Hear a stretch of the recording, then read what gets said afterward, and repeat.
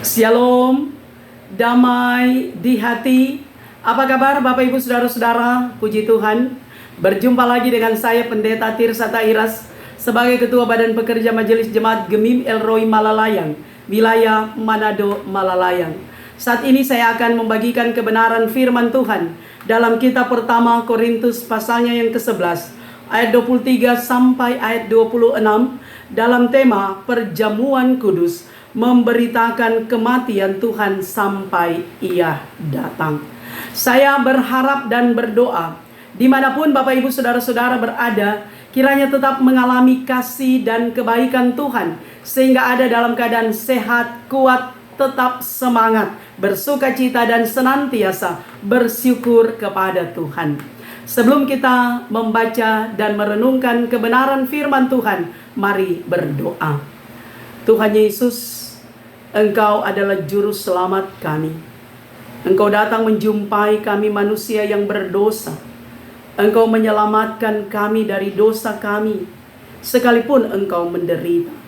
Tapi kami percaya Tuhan, bahwa Engkau yang sudah mengalahkan dosa, mengalahkan kuasa maut yang membelenggu kami, sehingga ada pengampunan, ada keselamatan, ada kehidupan kekal bagi kami. Bersyukur kami untuk semuanya. Di hari Jumat Agung kami akan merayakan atau mengambil bagian dalam perjamuan kudus, makan roti dan minum anggur. Kiranya kami semua diberkati oleh Tuhan Allah. Maka saat ini kami akan merenungkan firman-Mu. Kiranya firman ini menjadi kekuatan rohani bagi kami, untuk kami tetap setia melakukan kehendak firman-Mu. Dalam nama Yesus kami berdoa. Amin. Bapak Ibu Saudara-saudara, mari kita membaca 1 Korintus pasalnya yang ke-11 ayat 23 hingga ayatnya yang ke-26. Itu dari perikop kebiasaan-kebiasaan yang salah dalam perjamuan malam. Firman Tuhan berkata seperti ini.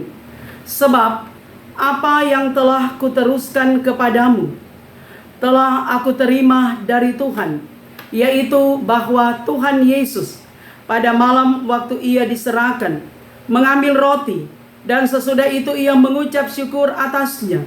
Ia memecah-mecahkannya dan berkata, "Inilah tubuhku yang diserahkan bagi kamu. Perbuatlah ini menjadi peringatan akan aku." Demikian juga Ia mengambil cawan sesudah makan, lalu berkata, "Cawan ini adalah perjanjian baru yang dimeteraikan oleh darahku. Perbuatlah ini setiap kali kamu meminumnya menjadi peringatan akan aku. Sebab setiap kali kamu makan roti ini dan minum cawan ini, kamu memberitakan kematian Tuhan sampai Ia datang." Demikianlah pembacaan firman Tuhan. Bapak Ibu Saudara-saudara yang kekasih di dalam Tuhan, setiap kali kita merayakan Jumat Agung, pasti di dalamnya juga kita turut mengambil bagian melalui sakramen perjamuan kudus. Dan menjadi catatan bahwa Gereja Masehi Injili di Minahasa hanya menggunakan 2 sakramen, yaitu sakramen perjamuan kudus dan sakramen baptisan kudus. Nah, sekali lagi setiap kali Jumat Agung, maka kita ambil bagian melalui sakramen perjamuan kudus. Di dalamnya anggota sidi jemaat yang akan makan roti dan minum anggur melalui sakramen perjamuan kudus. Nah, saudaraku yang kekasih, dalam tahun gereja, setahun itu kita 4 kali merayakan perjamuan kudus. Pertama, perjamuan kudus dalam rangka hari Jumat Agung. Itu biasanya dilaksanakan pada bulan April, seperti di tahun 2023 ini. Yang kedua adalah perjamuan kudus dalam rangka hari ulang tahun pekabaran Injil dan pendidikan Kristen di Tanah Minahasa, yang dirayakan setiap bulan Juni, karena hari ulang tahun pekabaran Injil dan pendidikan Kristen di Minahasa itu jatuh pada tanggal 12 Juni. Kemudian saudara, perjamuan kudus sedunia itu dirayakan pada bulan Oktober akhir ataupun bulan November. Dan yang terakhir saudara adalah perjamuan kudus akhir tahun. Itu dilaksanakan pada bulan Desember. Nah saudara-saudara, 4 kali dalam setahun sebagai warga Gemim kita ambil bagian untuk duduk dalam meja perjamuan kudus dan sekali lagi makan roti dan minum anggur sebagai tanda bahwa tubuh Kristus telah diserahkan untuk pengampunan dosa bagi kita. Darah Kristus telah ditumpahkan untuk pengampunan dosa bagi kita. Roti dan anggur menjadi lambang, menjadi tanda darah dan tubuh Kristus yang betul-betul Yesus dia mengalami penderitaan, siksaan, kesengsaraan. Tapi untuk apa? Untuk supaya kita manusia yang berdosa bisa diselamatkan. Ini semua menyatakan bukti kasih Allah bagi dunia, bagi kita umat yang dikasihinya, supaya kita memperoleh anugerah keselamatan. Dan keselamatan yang kita miliki bukanlah hasil usaha manusia, tetapi itu adalah anugerah Allah bagi kita sekalian yang percaya dan mengaku Yesus Kristus adalah Tuhan dan Juru Selamat kehidupan kita. Nah saudara-saudara yang kekasih, perenungan kita di hari Jumat Agung saat kita merayakan perjamuan kudus, kita sudah baca bersama tadi dalam kitab pertama Korintus pasalnya yang ke-11. Nah, ini merupakan sebuah narasi yang mengisahkan tentang perjamuan Yesus Kristus bersama dengan murid-muridnya. Dan Rasul Paulus mengangkat ini karena situasi dan keadaan jemaat Korintus pada waktu itu.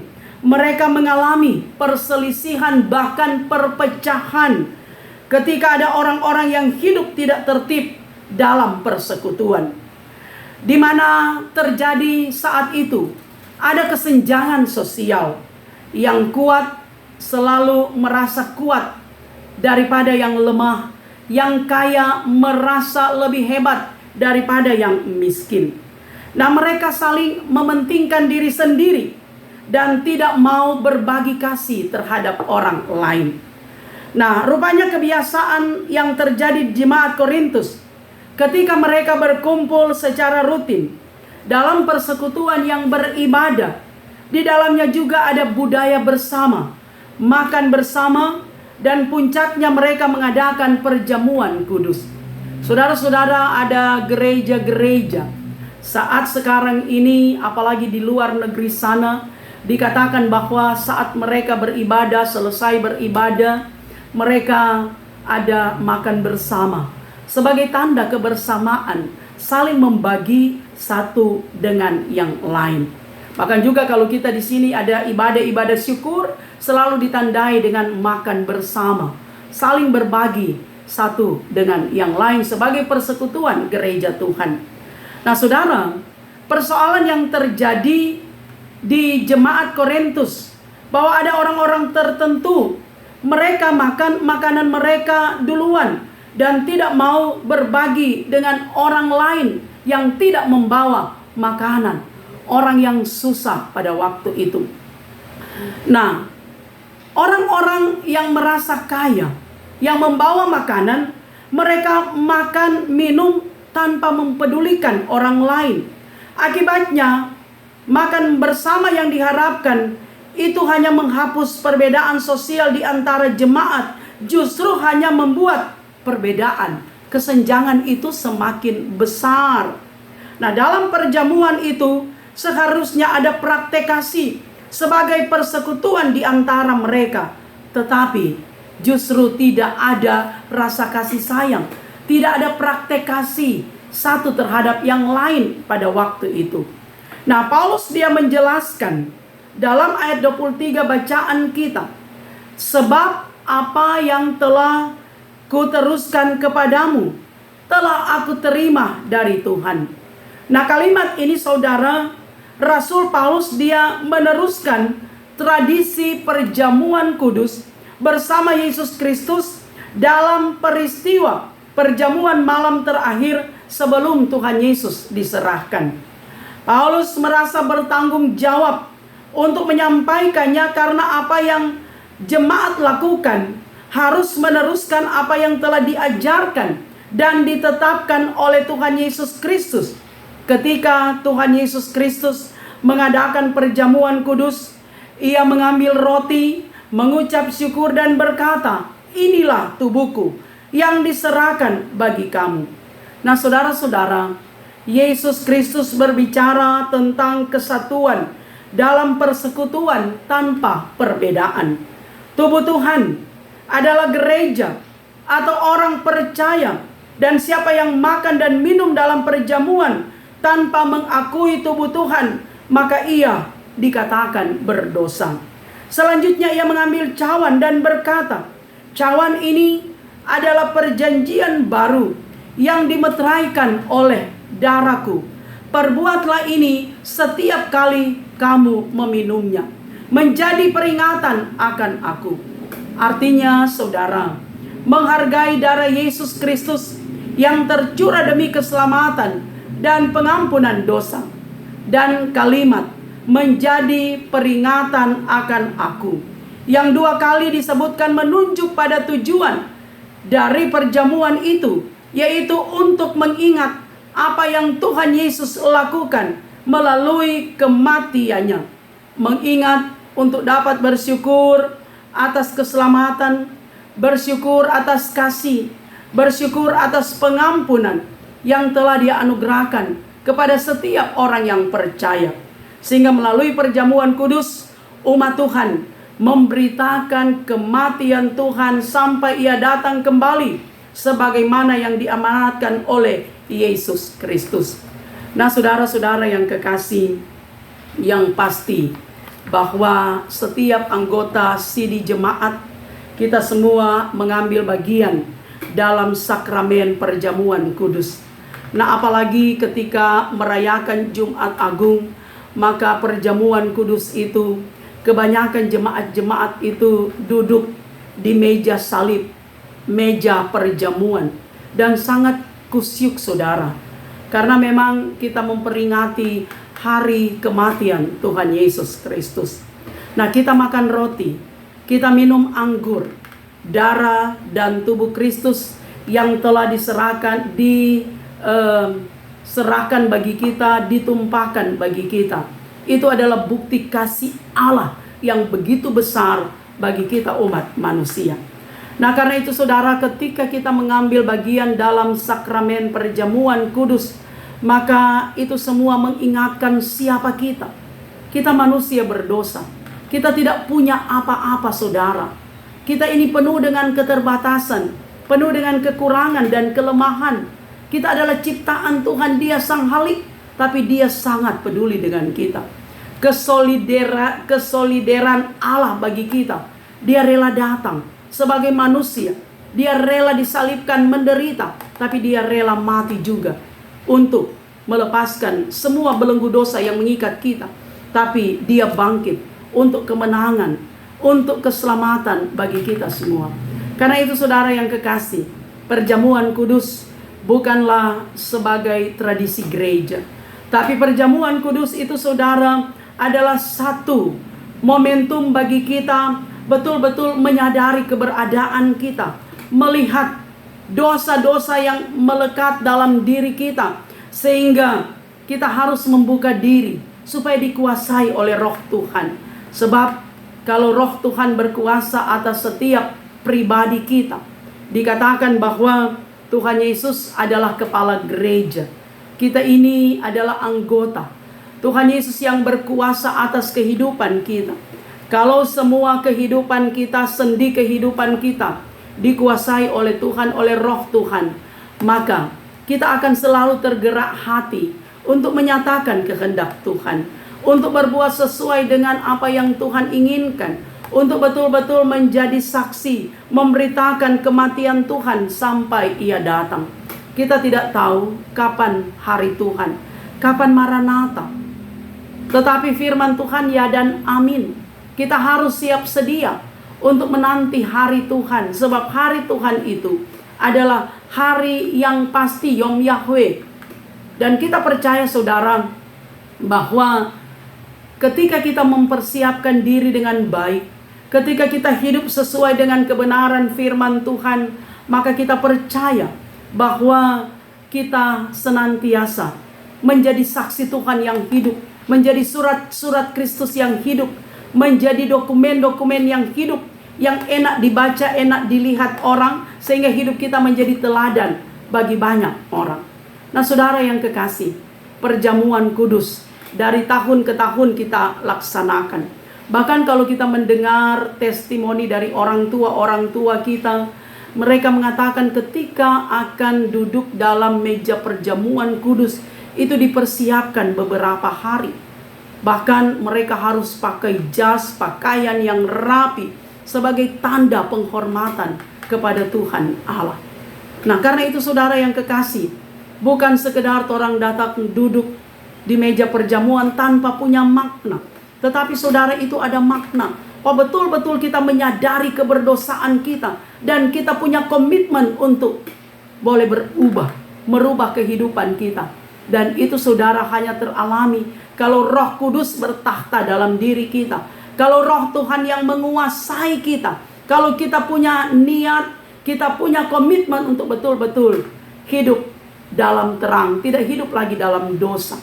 Kita percaya saudara, kita semua terpanggil dalam sakramen perjamuan kudus untuk dapat hidup setia kepada Tuhan Allah.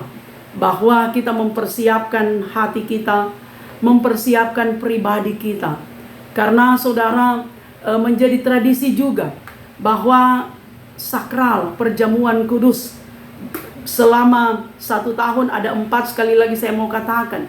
Sehingga ketika ada kesalahan-kesalahan di dalamnya, ketika ada anggur terbuang, menurut testimoni orang tua bahwa aduh dia ada backing dosa, backing kesalahan, tapi kita tidak menjudge seseorang. Kita sadar diri sendiri saudara, sebab menghakimi bukan hak kita, itu hak Tuhan.